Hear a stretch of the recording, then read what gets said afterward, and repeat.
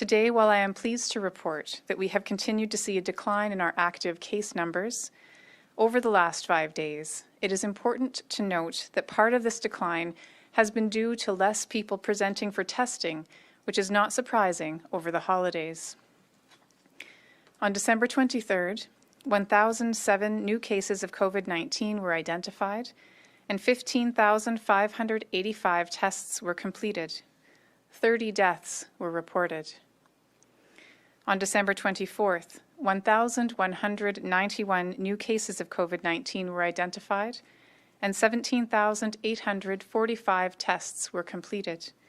18 deaths were reported.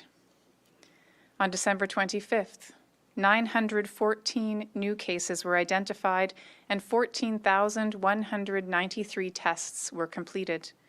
17 deaths were reported. On December 26th, we identified 459 new cases and 6,866 tests were completed. 27 deaths were reported. And yesterday, 917 new cases were identified and the provincial lab completed 9,633 tests. 20 deaths were reported. Our positivity rate over the past few days has ranged from 6.4% to 9.6%. Unfortunately, the trend in those needing hospital and ICU care for COVID-19 has not yet come down.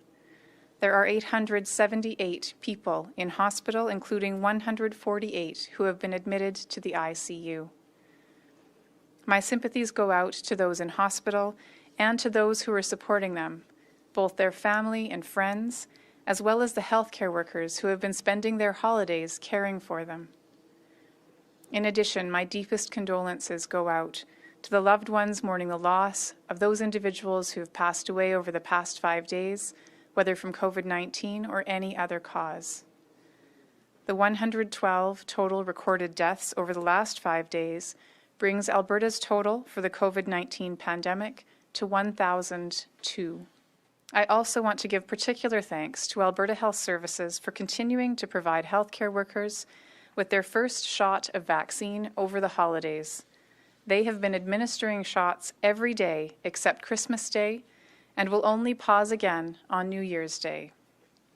Their efforts have resulted in 6,016 doses of the Pfizer vaccine being administered in our province over the last 2 weeks, and the work will continue as more vaccine arrives and more vaccine gets distributed around the province.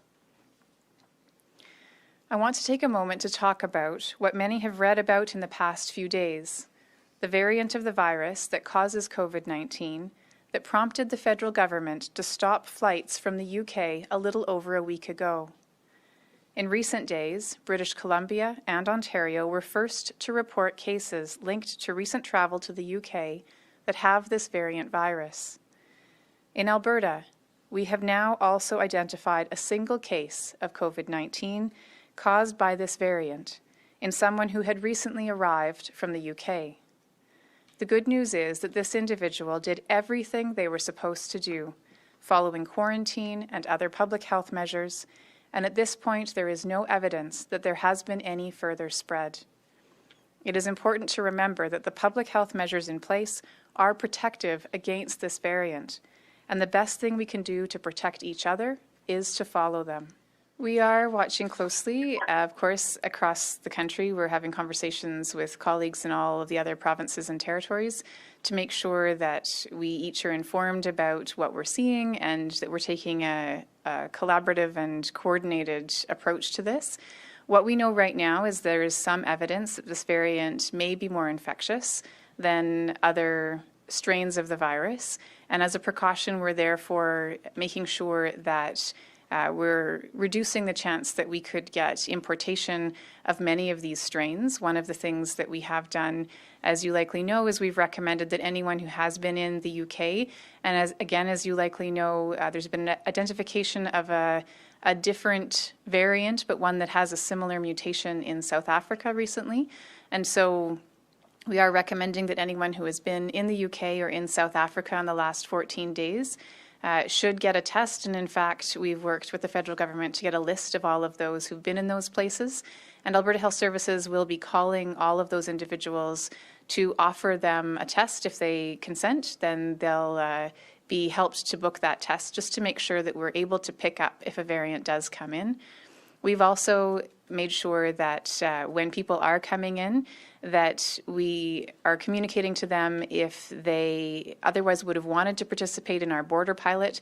Unfortunately, that is not possible if they've been in the UK or in South Africa over the last 14 days. Again, because we want to take a cautious approach to this particular variant. So those are the kinds of things that we're doing right now to be cautious while we wait for more information to emerge about this variant. At the moment, we don't have any evidence that it's spreading widely in Alberta. And again, this particular single case, there's no evidence that it has spread at all in the province.